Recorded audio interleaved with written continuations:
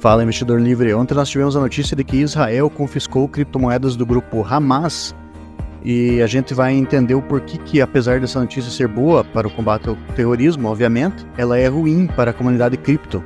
Então a gente vai entender o que são criptomoedas, o que é uma blockchain, o que é uma exchange e como que a gente pode se proteger do poder do Estado e não quer mais que o seu dinheiro fique à mercê dos mandos estatais. Mas antes eu vou pedir para vocês deixarem seu like, se inscreverem no canal, para a gente saber se esse conteúdo é relevante para vocês e para que o YouTube recomende para mais pessoas, valeu? E ontem nós tivemos a informação de que Israel confiscou criptomoedas de terroristas do grupo Hamas. A polícia de Israel contou com a colaboração da Binance, que ajudou a redirecionar os fundos para as autoridades. No entanto, a empresa foi questionada por uma série de práticas. Então a notícia traz de que na terça-feira, dia 10, a polícia de Israel conseguiu congelar criptomoedas do Hamas, sendo que os ativos vinham sendo arrecadados pelo grupo através de doações nas redes sociais. Simultaneamente, a unidade cibernética da polícia israelense também congelou uma conta do Hamas no banco Barclays, sendo que a conta estava sendo divulgada pelos terroristas como uma forma de receber doações. Para isso, contou com a colaboração da Binance, que ajudou a redirecionar os fundos para as autoridades. No entanto, a empresa foi questionada por uma série de práticas. Então, ao todo, Israel conseguiu bloquear 12 contas da Binance, e aqui estão os nomes das contas que foram divulgadas pela Block Market. A notícia traz também a informação de que as autoridades israelenses já haviam apreendido cerca de 190 contas Binance com supostas ligações aos grupos terroristas desde 2021. Todas essas contas da Binance elas estão associadas a empresas que auxiliaram a corretora Al-Matshadum e ela pertence à família Shamlak. Essa família Shamlak é conhecida por ser proprietária da empresa de câmbio que tem o mesmo nome. E essa empresa ela tem sido acusada pelo Ministério da Defesa de Israel de auxiliar o Hamas na transferência de dezenas de milhões de dólares por algumas criptomoedas confiscadas recentemente pelo Ministério, sendo que a família Shamlak é supostamente afiliada a redes terroristas. A notícia também traz a conclusão de que o congelamento das contas do Hamas pela polícia israelense é um passo significativo na luta contra o financiamento do terrorismo. No entanto, há muito trabalho a ser feito. É necessário um esforço conjunto de reguladores, autoridades policiais e empresas privadas para garantir que as criptomoedas não sejam mal utilizadas por grupos terroristas. E aí que mora o problema. Na verdade, você tem que analisar por dois pontos de vista diferentes. O primeiro é que as criptomoedas elas surgiram justamente para ser uma moeda descentralizada e livre do controle estatal. Esse bloqueio de contas da Binance, ele é bom, mas pensando pelo usuário, pensando pela liberdade que a pessoa tem ou não tem, fazer uso do seu próprio dinheiro, claro que se você vai financiar um grupo terrorista, você estará infringindo leis e você poderá ser punido por isso, né? Mas pensando pela ideia da criptomoeda dela ser descentralizada é algo ruim, porque a gente tem que pensar na seguinte situação. Hoje, o Hamas, ele é o bandido da história, mas amanhã, que impede de um outro governo que identifique você como um antidemocrático? Por exemplo, vamos dizer aqui no Brasil, o que te impede do ministro de querer bloquear as suas contas em criptomoedas, sendo que você justamente comprou as criptomoedas para se proteger disso. Então é um ponto de vista que deve ser levado em consideração, é um risco que deve ser levado em consideração, principalmente em relação ao teu dinheiro. Então a Binance ela abriu uma caixa de Pandora, no qual ela acaba sendo criticada em ambos os lados. Um é a parte do controle do Estado perante o uso dessas criptomoedas para praticar crime, para financiar terrorismo, para lavagem de dinheiro, e a outra é a relação de que as criptomoedas elas têm essa natureza descentralizada e anônima que acabam se tornando uma ferramenta atraente não só para grupos terroristas, mas para pessoas normais que não querem que o Estado tenha poder sobre o seu dinheiro. Então, o usuário de criptomoedas ele tem que levar muito em conta aonde ele vai deixar os seus criptoativos. Então, a Binance já estava numa saia justa também com o governo americano, no qual houve um processo, uma ação judicial contra o CEO da Binance nos Estados Unidos em março. A CFTC alegou que os diretores da empresa tinham conhecimento das transições do Hamas na plataforma. E também aqui no Brasil, a Binance, que é a maior corretora de criptomoedas do mundo, entrou numa tempestade dentro da Comissão Parlamentar de Inquérito da das pirâmides financeiras. Então, o CEO da Binance, ele é acusado de gestão fraudulenta e prática de crimes contra o sistema financeiro e operação de instituição financeira sem a devida autorização. E o diretor da Binance do Brasil, Guilherme Haddad Nazar, enfrenta acusações similares. Então, se por um lado a gente tem o governo querendo que a Binance seja melhor controlada pelas autoridades, por outro lado a gente tem os próprios usuários da Binance querendo o contrário. Por quê? Porque a natureza das criptomoedas, ela é da descentralização, ela é desse não controle estatal. Isso é um paradoxo muito interessante nos dias atuais. Então vamos entender o que são criptomoedas. Criptomoedas são moedas digitais, a mais famosa é a Bitcoin, e cada uma sequência única de letras e números que podem ser trocadas na internet. Quem controla isso aí? Ninguém. O controle está em vários servidores ao mesmo tempo e é um sistema descentralizado e público, por isso é extremamente seguro. Era extremamente seguro. Então quem emite as criptomoedas? Elas são emitidas cada vez que um computador soluciona um problema matemático específico. Ao todo, a gente tem mais de 23 mil criptomoedas emitidas no mundo. Esses computadores que eles realizam essas operações matemáticas são chamados de minas.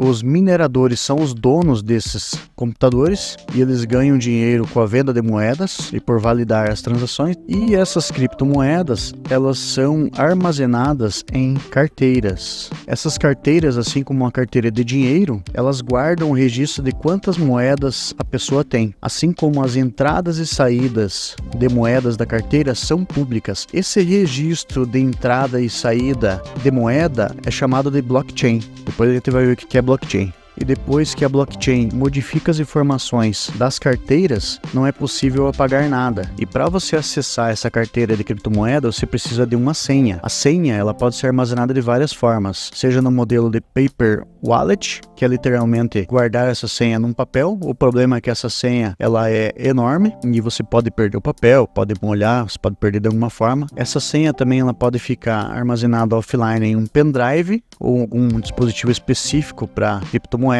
E você pode também armazenar essa carteira de forma online. No caso, a Binance, ela é uma corretora, sendo que uma corretora administra senhas e contas de seus usuários. Tá? A desvantagem da corretora é justamente que ela pode sofrer um ataque, um hacker, um golpe, e também um governo pode interferir na corretora e fazer um bloqueio dessas contas aí. Foi o que aconteceu com a Binance em relação a Israel, que impede um governo autoritário de fazer a mesma coisa, só que em relação a outros motivos escusos.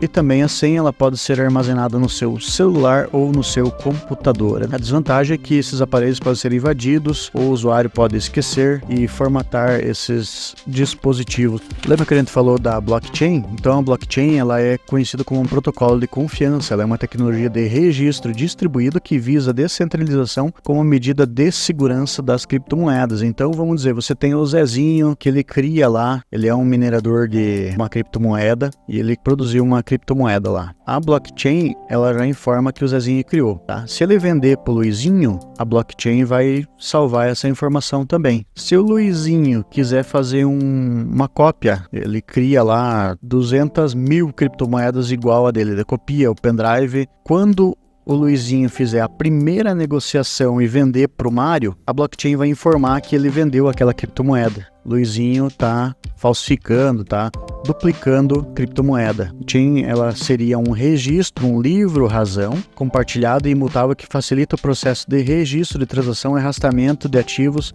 em uma rede de negócios. Por isso que a blockchain ela pode ser usada para o registro de contratos. Se você fez um contrato com uma pessoa em relação a alguma coisa, esse registro ele pode ser mantido e você não pode fazer o mesmo contrato com outra pessoa. Um registro de compra e venda de imóvel ele pode muito bem ser arquivado via blockchain, ele pode muito bem ser validado via blockchain. Olha que interessante, que disruptivo que é essa tecnologia, né? O Satoshi Nakamoto ele é o responsável por introduzir a blockchain, esse conceito de blockchain, né? Ele incorporou vários aspectos diferentes das inovações dos cientistas da computação em torno dos acordos de transações e descentralização na blockchain. Ainda não se sabe quem é exatamente Satoshi Nakamoto, mas é esse nome aí do criador do Bitcoin. Por isso que o Bitcoin é tão famoso, porque ele foi um dos pioneiros, né? Então, uma das características principais da blockchain é a descentralização desses ativos. Vários projetos de criptomoedas conseguem isso de maneiras diferentes. No entanto, um elemento comum em cada projeto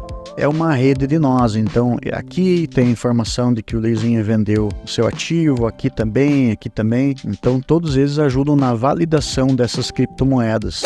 Outra vantagem da blockchain é a realização de contratos inteligentes, que é aquilo que a gente já tinha falado anteriormente, né? Contratos inteligentes, que são pedaços de código que permitem que fundos ou ativos se movam quando condições especificadas estão sendo atendidas. Por exemplo, se teu filho receber um A na escola, ele vai receber uma transferência de R$100. Se ele receber um B, o contrato inteligente pode definir uma transferência de R$75. Além disso, contratos inteligentes são fundamentais para tokens não fungíveis, no caso das NFTs. E uma corretora de criptomoeda, ela é chamada de exchange de criptomoedas, que são plataformas onde é possível comprar, vender, trocar e guardar criptomoedas, como Bitcoin, Ethereum, sendo então que uma exchange ela funciona como um intermediador entre o vendedor e o comprador de ativos digitais. Essa seria a definição de uma exchange centralizada, que seria o caso da Binance, pois ela também guarda as criptomoedas em custódia daqueles investidores que não querem manter suas criptos em carteiras próprias. Então, aqui a gente já pode ver que existem dois tipos de exchange. Existe a exchange centralizada que guarda a criptomoeda dos investidores e existe uma exchange descentralizada, que seria, no caso, a ideia mais fiel que nós temos da vantagem de se usar criptomoeda. Então, a exchange descentralizada tem um conceito simples. O usuário cria a sua própria conta na plataforma, configura uma ordem e em seguida se conecta a um comprador ou a um vendedor. Então a criptomoeda, a senha, ela é mantida com o usuário e ele só usa essa exchange para negociar com quem ele quer comprar ou vender a criptomoeda. Então a diferença central entre uma exchange centralizada e descentralizada é que uma exchange centralizada, ela localiza os usuários que querem comprar ou vender e conecta os dois de uma forma muito rápida. E uma exchange descentralizada, ela funciona de maneira diferente. Ela, em vez de localizar e conectar as ordens, elas conectam os próprios indivíduos que emitem as ordens no nível de ofertas. Então, o próprio indivíduo, ele tem que localizar essa negociação. Além disso, as exchanges descentralizadas não processam as negociações automaticamente. Como o DEX não oferece custódia dos criptoativos, os usuários, os investidores, eles mantêm diretamente todos os seus ativos em suas próprias carteiras de criptomoedas, sendo que as DEX, elas começam a desafiar as maiores exchanges centralizadas, que seriam, no caso, a Binance, sendo uma alternativa a quem quer se livrar desse controle estatal. Eu quero que vocês entendam que quando eu falo dessa possibilidade de manter as suas criptomoedas em carteiras descentralizadas, eu não estou defendendo o terrorismo de forma alguma, tá? Que nem eu falei anteriormente, é uma guerra, Israel está certo em defender o seu território, não vou entrar no mérito aqui, mas nesse caso eu estou do lado de Israel, porém, o usuário que investe em criptomoeda, aquela pessoa que vai colocar o dinheiro da sua família num ativo, só está mostrando uma possibilidade para o usuário que quer se proteger dessa possível interferência estatal em seu patrimônio, que hoje é Israel, amanhã pode ser uma ditadura, um governo autoritário que vai querer confiscar o teu dinheiro porque na visão daquele governo você praticou algum crime contra a democracia, por exemplo. Entendeu? Então a gente, como investidor, tem que buscar se proteger disso aí das diversas formas possíveis. Eu estou mostrando uma possibilidade. Não estou defendendo terrorismo ou qualquer outra coisa. Beleza, pessoal? Valeu? Se você gostou desse conteúdo, eu peço que você curta esse vídeo, se inscreva no canal para que o YouTube reconheça esse conteúdo como relevante e assim indique para mais pessoas. Valeu, sucesso a todos!